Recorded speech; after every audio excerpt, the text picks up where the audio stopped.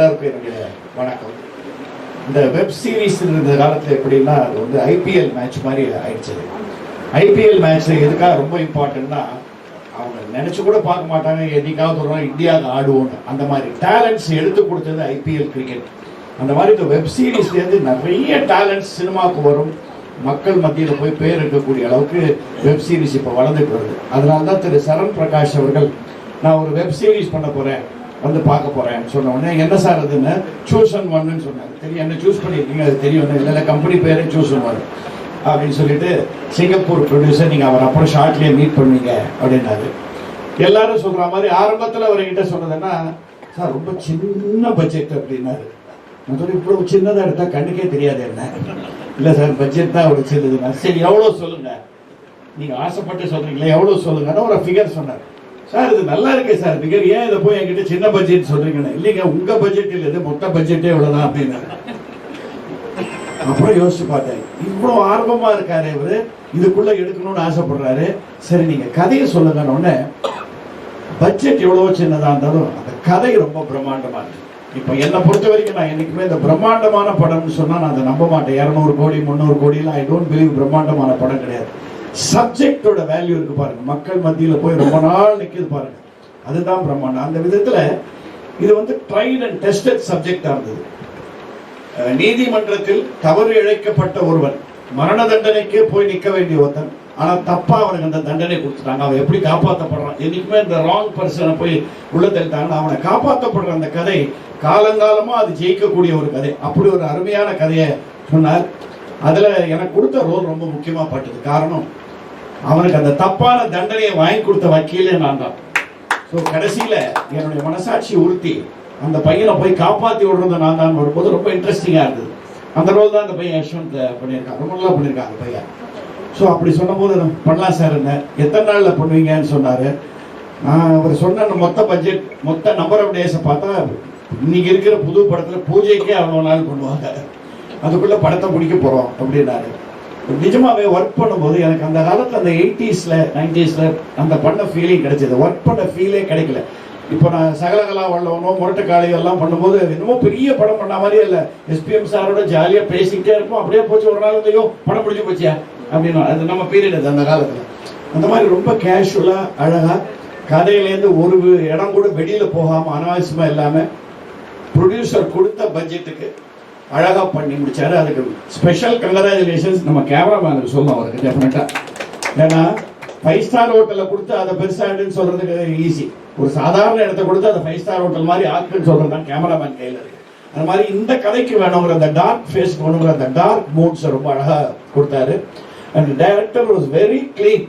இந்த கதையில் அவருக்கு எந்தவித சந்தேகமும் இல்லை, இதுதான் மூடு, இதுதான் அடுத்த சீன், இதுதான் என்றதை ரொம்ப அழகாக பண்ணி. அண்ட் அவருக்கு உறுதுணையா இருந்த திரு குணா அவர்கள், எங்க அவர் குணா, அவருக்கு ஒரு ஸ்பெஷல் கிளாப்ஸ் கொடுக்கணும்.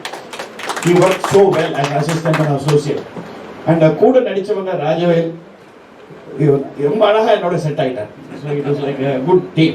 அண்ட் இந்த பையன் யஷ்வந்த் வந்து நீங்க பார்க்கறதுக்கு என்னமோ சாதாரண நடிகர்லாம் சொன்னா ரொம்ப நல்லா பண்ணியிருக்காங்க. நீங்க பாருங்க, கண்டிப்பா சிம்பத்தியை ஃபுல்லா உள்ள வாங்கிட்டு அழகா பண்ண ஒரு ரோல் பண்ணியிருக்கான். அந்த ஹீரோயின் அவங்க செட்டுக்கு டைமுக்கு வந்தாங்க, இன்னைக்கே டைமுக்கு வரல தெரியல, அவங்களும் ரொம்ப நல்லா பண்ணியிருந்தாங்க. அண்ட் எனக்கு I was specially Impress when I saw the producer. அவர் ஒரு ஜம்மு ஒரு இன்ஸ்பெக்டர் ரோல் பண்ணியிருக்காரு. அவர் என்ன இவ்வளோ ஸ்மார்ட்டாக எங்கேருந்து வந்தார் ஒரு இன்ஸ்பெக்டர்னா, சார் அவர் தான் சார் ப்ரொடியூசர் என்னாரு. அந்த இன்ஸ்பெக்டர் வீக்குக்குள்ளே இவ்வளோ முடி வச்சிருப்பாருங்கிறத நான் இன்னைக்கு தான் பார்க்குறேன். ஸோ அவரோட interest to come to here, சிங்கப்பூர்லேருந்து வந்து இங்கேயும் இந்த ஃபீலிங்கில். And he was very clear, sir நான் சொன்னது இதுதான் பட்ஜெட், இதுக்குள்ளே பண்ண முடிஞ்சா நான் பண்ணுறேன்னு சொன்னேன். Director has done it. இது வந்து எப்படின்னா உங்களை எப்படி இம்ப்ரெஸ் பண்ணணும் நான் ஃபீல் பண்ணுறேன்னா, இதில் யார் ஹீரோ ஹீரோயின் அதெல்லாம் கிடையவே கிடையாது. The story is the main. எப்படி ஒருவன் தப்பான ஒரு ஜட்ஜ்மெண்ட் கொடுக்கப்பட்ட ஒருவன் காப்பாற்றப்படுகிறான், இதெல்லாம் இந்த காலத்தில் அடிக்கடி நடக்கிற விஷயம் அது. ஸோ சந்தர்ப்ப சூழ்நிலையினாலும் இந்த சட்டத்தை இந்த வாத பிரதிவாதத்தினாலும் தப்பாக போய் மாட்டிக்கிற சில பேர் எப்படி காப்பாற்றப்படுறார்கள். ரொம்ப இன்ட்ரெஸ்டிங்காக ஒரு 7 எபிசோடு இல்லையா, மொத்தம் ஒரு 7 எபிசோட்ஸில் பண்ணியிருக்காங்க. இதுக்கு நீங்கள் கொடுக்குற வரவேற்பும் நீங்கள் கொடுக்குற ஊக்கமும் கண்டிப்பாக இதை ஒரு நல்ல ஓடிடி பிளாட்ஃபார்மில் கொண்டு போய் ரீச் ஆகி மக்களிடையே போய் ரீச் ஆகணும். And I'm so happy Lingusamy shear. எனக்கு என்ன ஒரே ஒரு வருத்தம் அவரோடனா, ஒவ்வொரு தடவை இது மாதிரி ஃபங்க்ஷன்லேயே மீட் பண்ணிட்டு இருக்கோம். அது அவர் தப்பு இல்லை. என்னை கூப்பிட்டு ஒரு படத்தில் ஒரு அருமையான ரோல் கொடுத்தாரு. நான் அப்போ அமெரிக்கா போயிட்டேன். அப்போ மிஸ் ஆனது, அதுக்கப்புறம் இன்னும் கூப்பிடவே மாட்டேங்கிறாரு. நான் இதுக்காக அமெரிக்கா போகாமல் இருக்க முடியுமா? ஸோ ஒரு அருமையான நண்பர். ஸோ அவர் நீங்கள் முக்கியமாக வந்து அவர் எங்களுக்கெல்லாம் ரொம்ப க்ளோஸாக இருந்தது. I am so happy. இது டெஃபினட்டாக சொல்கிறேன் சார், இந்த டார்க் ஃபேஸுங்கிற டைட்டில் வந்து நீங்கள் ஃபினிஷ் ப்ராடக்ட், நீங்கள் உங்கள் ட்ரெய்லர் இல்லை எதுவும் ரெடி பண்ணலை, நெக்ஸ்ட் ஷோ கண்டிப்பாக இன்னொரு மீட் வைப்பாங்க. இந்த ஃபினிஷ் ப்ராடக்ட் ரொம்ப பாலிஷ்டாக இருக்கும். ஸோ என்ன ப்ரூவ் பண்ணுதுன்னா, கதை நன்றாக இருந்தால், அந்த கதை களம், அந்த பேஸ் நன்றாக இருந்தால் அருமையான சப்ஜெக்ட்ஸை கொடுக்கலாம் வித்தின் பட்ஜெட். இந்த மாதிரி படங்கள், இந்த மாதிரி வெப் சீரிஸ் வெற்றி அடைய தான் சினிமா உலகம் வளரும். இது என்னுடைய தாழ்மையான ஆனால் கொஞ்சம் வலுவான ஒரு கருத்து. இல்லாட்டா நம்ம வந்து எந்த படமும் ஓடலை, இது ஓடலைன்னு சொல்லிக்கிறதோட கதையில் கான்சென்ட்ரேட் பண்ணி பண்ணால் கண்டிப்பாக படங்கள் ஓடும். எனக்கு இந்த ரோல் பிடிச்சது, அதனால தான் நான் இதை வந்து கண்டிப்பாக செஞ்சேன். பிகாஸ் நான் நாடக நடிகர் பேசிக்காக, அதனால் நாடகக்காரனுக்கு எப்படின்னா ரோல் ஒன்று கொடுத்துட்டா போதும். நான் இதை வந்து என்னோட தெய்வமாக நான் மதிக்கிற சிவாஜி கணேசன் சார்கிட்ட பார்த்துருக்கேன். அவர்கிட்ட ரேட்டுக்கிட்ட பற்றியெல்லாம் பேசுவாங்க. அந்த அவர் ரோல் பிரமாதமாக இருக்குன்னு அவர்கிட்ட சொல்லிட்டு இருந்தால் அப்படியே பார்த்துட்டு பண்ணுறேன் நடைன்னு வர்றது. அதுக்கப்புறம் தான் மற்றதெல்லாம். ஸோ நமக்கெல்லாம் அந்த நாடக வெறி, அதனால் ரோல் சாலிடாக கிடைச்சிருக்க ஒரு ரோல், இது பண்ணிடலான்றதுக்காக தான் அவங்க சொன்ன பட்ஜெட்டில் பண்ணோம். இதில் இன்னொரு விஷயம், என் டாக்டருக்கும் ஒரு அருமையான ரோல் கொடுத்துருக்காங்க. அவங்கன்னா டோட்டலாக நெகட்டிவ் ரோல். இந்த மாதிரி ஒரு நெகட்டிவ் ரோல்லாம் நான் அவங்கள பார்த்ததே கிடையாது, அவங்களே பார்த்தது கிடையாது. So there are some differences. அந்த ஹீரோயினும் நல்லா பண்ணியிருக்காங்க. நான் சொல்லிட்டே இருக்க வந்துருவாங்களா இல்லையா? ஸோ டெஃபினட்டாக இது வந்து இந்த கிளைமேக்ஸ் கெஸ் பண்ண முடியாத அளவுக்கு ரொம்ப நல்ல சஸ்பென்ஸோட வச்சிருக்காங்க இந்த படத்தில். ஸோ அது பாராட்டக்கூடிய ஒரு விஷயம். நீங்கள் இதெல்லாம் என்கரேஜ் பண்ணணும். இதெல்லாம் நான் எல்லாம் சொல்லி பிரயோஜனம் இல்லை, நம்ம நிறையா பண்ணியாச்சு. இப்போ கூட நிறைய படங்கள் பண்ணிட்டு தான் இருக்கேன். எனக்கு ரொம்ப சந்தோஷம். நான் தெலுங்குல மைத்ரி ஃபிலிம் மேக்கர்ஸோட ஒரு ஃபர்ஸ்ட் கிளாஸ் படம் பிரபாஸோட பண்ணிட்டு இருக்கேன். அதே மாதிரி நேர் ஆப்போசிட்டா ஹிந்தியில் மாதவன் சார் கங்கனா ரணோத்தோட ஒரு படம், ஒரு நல்ல ரோல் பண்ணிட்டு இருக்கேன். ஸோ ஆமாம், ஏஎல் விஜய் சார் டைரக்ஷன்ல. அதான் தெரியல, திடீர்னு 75 வயசுல எனக்கு காட்டுல மழை அடிக்குது.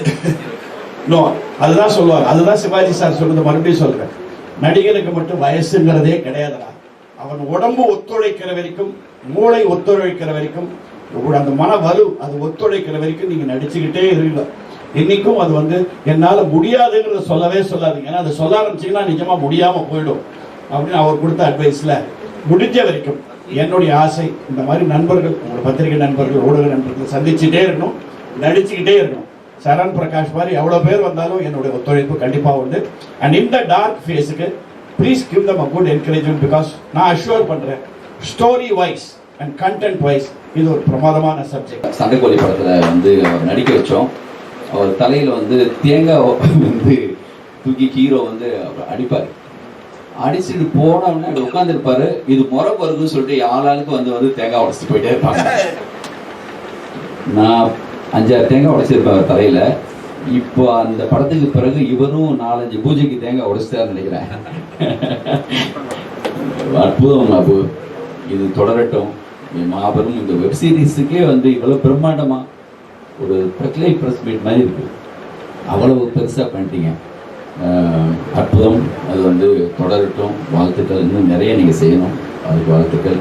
இந்த படத்துல நான் ராஜவேல் இதான் நீங்க ஃபர்ஸ்ட் டைம் பார்க்குறேன், அவங்களுக்கு என்னுடைய வாழ்த்துக்கள். சார் தான் எனக்கு எல்லாமே சொல்லி கொடுத்தாங்கன்னு சொன்னேன். இன்னும் லீடுன்னு சொல்ல மாட்டேங்கிறாரு, அதை அப்படியே பாதியா சொல்றாங்களே, அவங்களுக்கும் என்னுடைய வாழ்த்துக்கள். ஆல்ரெடி வந்து மியூசிக் ஆல்பம் எடுத்திருக்காங்களாம், இப்போ வந்து வெப் சீரிஸ் கண்டிப்பாக படங்களும் நீங்கள் எடுக்கணும். சரணுக்கு என்னுடைய வாழ்த்துக்கள். ஹீரோயின் வந்தாச்சுன்னு கேட்டு கடைசியில் வந்துட்டாங்க, சௌமியா, அவங்களுக்கு என்னுடைய வாழ்த்துக்கள். நான் வந்து சாருடைய ட்ராமாவை இங்கே பார்த்துருக்கேன். பல முறை கூப்பிட்டு பல ட்ராமாவுக்கு வர முடியாமல் போயிருக்கு. உண்மையிலேயே வந்து சகலகலாவில் வந்து எங்கேருந்து சொல்கிறது, அது வந்து அங்கேருந்து தொடங்குறது இல்லை. இன்னைக்கும் மாநாடு படம் பார்த்தா அது வந்து எவ்வளோ அற்புதமாக பண்ணிட்டாங்க. மிஸ்கின் படத்தில் வந்து இன்னைக்கு கரண்டில் வந்து எல்லா மேக்ஸிமம் டைரக்ட் படங்களையும் பண்ணிட்டு இருக்காங்க. அது அவங்க வந்து அவங்களுக்கு பெரிய அதை இதை நேசிக்கிறதுனாலையும் அந்த சுவாயசாரோடலாம் பக்கத்தில் இருந்ததுனால அந்த இவ்வளோ பெரிய குடும்பத்திலிருந்து வந்தவங்க. ஆனால் ஒரு கலைன்னு வரும்போது அது மேலே எவ்வளோ பெரிய பேஷன், எவ்வளோ பெரிய பேரன்பு. இன்றைக்கும் ஒரு படம் இருக்குது சார்கேசின்னு, அந்த படத்தை வந்து நீங்கள் வந்து பார்க்கணும்னு சொல்கிற விதத்தில் ஏதோ படம் நடித்த மாதிரி அவங்க சொல்கிறாங்க. இதுதான் ஒரு பெரிய ஒரு இவ்வளோ பெரிய நீண்ட பயணத்துக்கு மிக முக்கியமான காரணமே அதுதான். எனக்கு ரொம்ப பிடிக்கும் சாரை. நான் வந்து என்னோட படத்தில் நடிக்க வைக்க முடியலையே ஒழிய நான் உண்மையிலேயே பயங்கரமாக ரசிப்பேன் அவங்கள.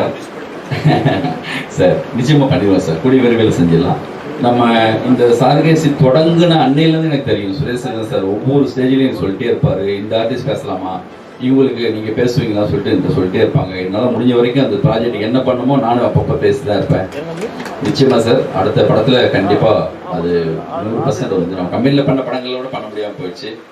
எங்களுக்கு நான் தான் மிஸ் பண்ணியிருக்கேன் உண்மையிலேயே. அது அவங்கள வந்து பல படங்கள் நான் வந்து ரசித்தேன், மிக முக்கியமான படங்கள் சார், கமல் சார் கூட சரி, ரஜினி சார் கூட சரி, சிவாஜி சார் கூட சரி, அப்படி பார்த்துருக்கோம். நிச்சயமாக கூடிய விரைவில் ஒரு படம் பண்ணணும் சார். அது எனக்கு தான் வந்து நான் தான் மிஸ் பண்ணியிருக்கேன். நிச்சயமாக பண்ணிடுவோம் சார். அபு வாழ்த்துக்கள். நிஜமாவே எனக்கு எதுவுமே தெரியாது சார். இந்த மாதிரி விழான்னு சொன்னால் நான் எத்தனை மணிக்குன்னு கேட்டேன், 4 மணிக்குன்னு சொன்னாங்க. நான் வந்துட்டேன் 4 மணிக்கெல்லாம். வந்து வாழ்த்துக்கள் அபு. மற்ற எல்லாருக்கும் இந்த படத்தில் பங்கு பெற்ற எந்த ரூபத்தில் வந்திருந்தாலும் அவங்க எல்லாருக்குமே வாழ்த்துக்கள். இவங்கெல்லாம் இருக்காங்க, இவ்வளோ பெருசாக எல்லாரும் வந்திருக்காங்க, எல்லாமே நம்மளுக்கு நண்பர்கள் தான். பெருசாக கூட ரீச் பண்ணிடுவாங்க. அடுத்தடுத்து நீங்கள் பண்ணுற எல்லா விஷயத்துக்கும் கண்டிப்பாக அவங்க சப்போர்ட்டாக இருப்பாங்க. வாழ்த்துக்கள் எல்லாருக்கும். நன்றி.